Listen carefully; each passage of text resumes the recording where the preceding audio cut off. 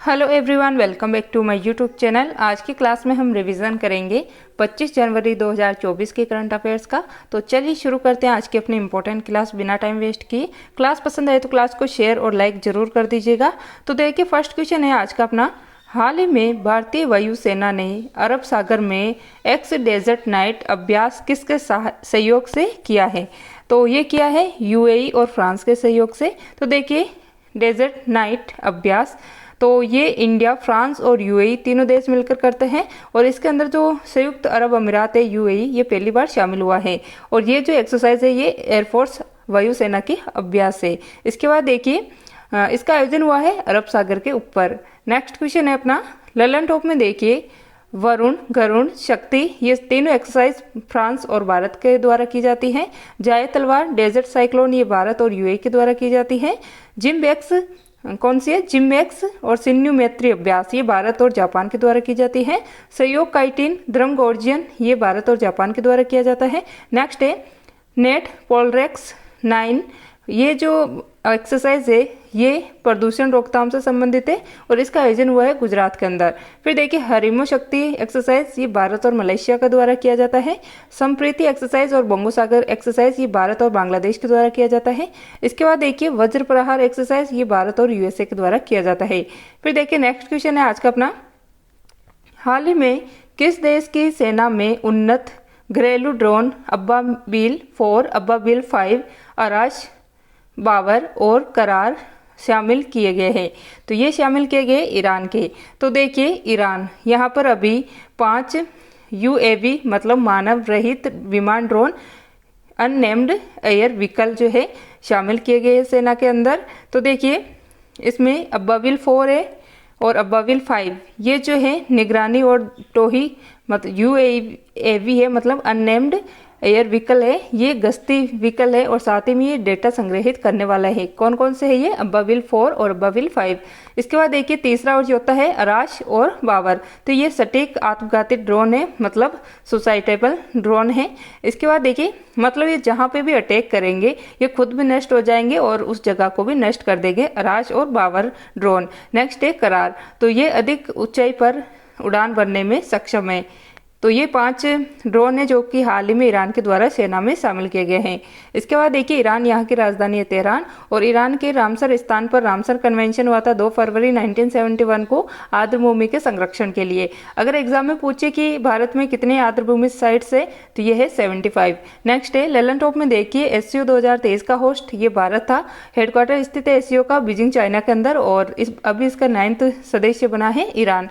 Next question है BRICS 2023 का host south Africa था और इसके अंदर 6 देशों को शामिल करने की घोषणा की गई थी, लेकिन अर्जेंटीना ने इसमें शामिल होने से मना कर दिया। तो देखिए 5 नए मेंबर कौन शामिल हुए इसके अंदर? तो यूएई है, सऊदी अरब है, मिस्र है, इथोपिया है और ईरान है, ये इसके 5 नए मेंबर है। इसके बाद देखिए 2024 में ब्रिक्स का होस्ट होने वाला है रूस। नेक्स्ट है भारत ने ईरान के अंदर चाबहार बंदरगाह बनाया था। चीन ने जब पाकिस्तान के अंदर ग्वादर बंदरगाह बनाया था तो इस ग्वादर बंदरगाह को काउंटर करने के लिए इससे एक कदम आगे भारत ने ईरान के अंदर चाबहार बंदरगाह का निर्माण किया था। इसके बाद देखिए क्या ईरान की सीमा कैस्पियन सागर से लगती है? तो आंसर हो जाएगा हाँ। तो देखिए ये है कैस्पियन सागर का फिगर। तो इसमें देखिए ये विश्व की सबसे बड़ी झील भी है और विश्व की सबसे बड़े खारे पानी की झील भी है। मीठे पानी की झील पूछे तो ये है, या मीठे पानी की झील पूछे या फिर फ्रेश वाटर की झील पूछे तो ये है सुपीरियर सागर झील, जो कि यूएसए और कनाडा की सीमा पर स्थित है। तो देखिए कैस्पियन सागर, इससे कौन कौन सी कंट्री लगती है? तो यहाँ पे कजाकिस्तान लगता है, इधर तजाकिस्तान है, यहाँ पे ईरान की बॉर्डर आ जाती है पूरी और यहाँ अजरबैजान है और इधर ऊपर की साइड में रसिया है। इसके बाद देखिए क्वेश्चन नंबर 3 है आज का अपना। हाल ही में ऑस्कर 2024 में सर्वश्रेष्ठ डॉक्यूमेंट्री फीचर के लिए कौन सी भारतीय डॉक्यूमेंट्री को नामित हुई है? तो देखिए इसमें नामित किया गया है To Kill a Tiger documentary को। देखिए ऑस्कर 2024 मतलब ऑस्कर को जो है एकेडमी अवार्ड भी कहा जाता है, तो इस बार ये 96 क्रम के हैं। ये प्रदान किए जाते हैं लॉस एंजल्स यूएसए के अंदर। फिर देखिए जो ऑस्कर है इसकी शुरुआत हुई थी 1929 से। फिर देखिए इस बार देखिए जो सर्वश्रेष्ठ डॉक्यूमेंट्री फीचर है इसमें जो रजिस्टर्ड होने वाली भारत की फिल्म है, डॉक्यूमेंट्री है, वो है टू किल अ टाइगर। तो ये जो है बनाई गई है निशा पाहुजा के द्वारा, जिनका जन्म हुआ है दिल्ली में, लेकिन ये अभी वर्तमान में कनाडा के अंदर रहती है। तो जो टू किल ए टाइगर है ये झारखंड के किसान रंजीत की बेटी का गैंगरेप हुआ था। इसके लिए जो इन्होंने न्याय के लिए संघर्ष किया है, तो इस संघर्ष को इसके अंदर बहुत खूबसूरती के साथ दिखाया गया है। इसके बाद देखिए ललन टॉप में ऑस्कर अवार्ड प्राप्त करने वाले फर्स्ट भारतीय ये थी भानु अथैया। इनको 1983 में गांधी फिल्म के लिए कॉस्ट्यूम डिजाइनर का, जो पोशाक डिजाइनर है, इसके लिए ये ऑस्कर अवार्ड मिला था। फिर देखिए ऑस्कर अवार्ड में लाइफ टाइम अचीवमेंट पुरस्कार प्राप्त करने वाले पहले और एकमात्र भारतीय कौन है, तो यह सत्यजीत रे। इनको यह अवार्ड मिला था 1992 को। इसके बाद देखिए नाटू नाटू सॉन्ग, इसके सिंगर हैं एम किरवाणी। फिर देखिए नाटू नाटू सॉन्ग को 2023 में ऑस्कर अवार्ड मिला था। और फिल्म कौन सी फिल्म का सॉन्ग है ये, तो RRR मूवी का। इसके बाद देखिए इसी के साथ 2023 में शॉर्ट डॉक्यूमेंट्री फिल्म है भारत की द एलिफेंट विस्पर्स, इसको भी ऑस्कर अवार्ड मिला था। इसके बाद देखिए नेक्स्ट क्वेश्चन अपना 2009 में भारत को किस गाने के लिए ऑस्कर मिला था, तो ये है जे हो। तो ये कौन सी फिल्म का सॉन्ग है, तो इस्लाम डॉग का। और साथ ही में देखिए ये गुलजार के द्वारा लिखा गया था और इसके गाया गया था AR रहमान के द्वारा। तो इन दोनों को ये अवार्ड मिला था। इसके बाद देखिए फोर्थ क्वेश्चन है अपना, हाल ही में अंतर्राष्ट्रीय शिक्षा दिवस 2024 कब मनाया गया है, तो ये मनाया गया है 24 जनवरी को। तो देखिए 24 जनवरी को 2 दिवस मनाए गए हैं। एक तो है अंतर्राष्ट्रीय शिक्षा दिवस, जिसकी शुरुआत हुई थी 2019 में, मतलब फर्स्ट बार ये 2019 में मनाया गया था, और 2024 में इसका छठा संस्करण है। और इसमें देखिए इसका उद्देश्य है जो SDG 4 है इसको जस्टिफाई करना, जो कि क्वालिटी एजुकेशन से संबंधित है। ये क्वालिटी एजुकेशन को बढ़ाने के लिए ये दिवस मनाया जाता है। फिर देखिए इस बार इसकी थीम है स्थायी शांति के साथ सीखना। क्या है, स्थायी शांति के साथ सीखना। और साथ ही में 24 जनवरी को ही राष्ट्रीय बालिका दिवस भी मनाया जाता है। और ये दिवस मनाने की घोषणा की गई थी 2008 के अंदर, जो भारत का महिला एंड बाल विकास मंत्रालय इसके द्वारा। और 24 जनवरी ही डेट इसके अंदर राष्ट्रीय बालिका दिवस के लिए क्यों चुनी गई, क्योंकि 24 जनवरी को ही भारत की पहली महिला PM बनी थी इंदिरा गांधी, इसलिए इस डेट को चूज किया गया। इसके बाद देखिए ललन टॉप में विश्व हिंदी दिवस ये मनाया जाता है 10 जनवरी को, जबकि राष्ट्रीय हिंदी दिवस 14 सितंबर को मनाया जाता है। पराक्रम दिवस ये मनाया जाता है 23 जनवरी को सुभाष चंद्र बोस के बर्थडे पे। इसके बाद देखिए विश्व धरोहर दिवस वर्ल्ड हेरिटेज डे ये 18 अप्रैल को मनाया जाता है। विश्व जनसंख्या दिवस ये 11 जुलाई को। अंतर्राष्ट्रीय बाघ दिवस 29 जुलाई को। विश्व मर्दा दिवस तो वर्ल्ड सोइल डे ये मनाया जाता है 5 दिसंबर को। और फर्स्ट बास्केटबॉल डे ये मनाया गया है 21 दिसंबर को। इसके बाद देखिए पांचवा क्वेश्चन अपना, हाल ही में भारत ने दुनिया का पहला ग्रीन अमोनिया की आपूर्ति के लिए एग्रीमेंट किससे किया है, तो ये एग्रीमेंट हुआ है जापान के साथ। तो देखिए ग्रीन अमोनिया तो ये क्लीन एनर्जी है, स्वच्छ ऊर्जा है। तो देखिए इसकी सप्लाई के लिए MOU हुआ है, मेमोरेंडम ऑफ अंडरस्टैंडिंग, भारत और जापान के मध्य। और इसी के तहत जापान से फर्स्ट आपूर्ति सप्लाई की जाएंगी गोपालपुर प्रोजेक्ट ओडिशा के अंदर, जो है भारत के अंदर फर्स्ट सप्लाई इसकी होने वाली है। इसके बाद देखिए विश्व या भारत का पहला ग्रीन अमोनिया प्लांट कहाँ पे स्थापित किया गया था, तो 2021 के अंदर ये बीकानेर राजस्थान में इसकी शुरुआत हुई थी। इसके बाद देखिए जापान, यहाँ की राजधानी है टोक्यो, संसद है डाइट, और द्वीप कौन कौन से है यहाँ पे, होकडो, क्यूशू, होन्शु और सिकोयो। जो होन्शु द्वीप है ये सबसे बड़ा द्वीप है यहाँ का, और इसी पर जो है जापान की राजधानी टोक्यो स्थित है। इसके बाद देखिए जापान की मुद्रा है येन, ये इसका सिंबल होता है। और यहाँ के प्रधानमंत्री है वर्तमान में फूमियो किशिदो। इसके बाद देखिए ललन टॉप में फर्स्ट कार्बनिक यौगिक कौन सा है लैब में बनने वाला, तो फर्स्ट ऑर्गेनिक कंपाउंड है जिसका निर्माण हुआ था मतलब लैब के अंदर, तो ये है यूरिया। इसका केमिकल फॉर्मूला होता है NH2CO NH2। तो देखिए कार्बनिक यौगिक किसे कहते हैं, ऑर्गेनिक कंपाउंड जिसमें कार्बन, हाइड्रोजन और ऑक्सीजन से मिलकर बना होता है, वो होता है ऑर्गेनिक कंपाउंड। और ये जो यूरिया है इसका निर्माण किया गया था वोल्लर के द्वारा। इसके बाद देखिए नेक्स्ट क्वेश्चन अपना, फर्स्ट नैनो तरल यूरिया संयंत्र ये कलोल गुजरात में स्थापित किया गया है। नेक्स्ट क्वेश्चन है अपना यूरिया गोल्ड, तो ये मिट्टी में सल्फर की कमी को दूर करने वाला है और इसको लॉन्च किया गया है PM मोदी के द्वारा सीकर राजस्थान के अंदर। इसके बाद देखिए लूपेक्स, तो ये लूनर पोलर एक्सप्लोरेशन मिशन है जिसको लॉन्च किया जाने वाला है इसरो और जाक्सा के द्वारा। नेक्स्ट क्वेश्चन है अपना क्वेश्चन नंबर 6, हाल ही में X-59 शांत सुपरसोनिक विमान का अनावरण किसने किया है, तो इसका अनावरण किया गया है USA स्पेस एजेंसी NASA के द्वारा। तो देखिए X-59 इसको लॉन्च किया गया यूएसए के द्वारा। तो देखिए ये शांत साइलेंट सुपरसोनिक विमान है। इसका कार्य रहने वाला है मतलब जासूसी उपग्रह की तरह इसका डेटा संग्रहण करने का कार्य रहने वाला है। इसके बाद देखिए इसका निर्माण जो है नासा जो कि यूएसए की स्पेस एजेंसी है और लॉकहीड मार्टिन कंपनी इन दोनों के द्वारा मिलकर किया गया है और ये क्वेस्ट मिशन का हिस्सा है। इसके बाद देखिए जो ध्वनि की गति होती है वो होती है 1 मैक और इसमें देखिए 1 मैक से 5 मैक इसके बीच में जो स्पीड होती है किसी भी विमान की वो होती है सुपरसोनिक स्पीड।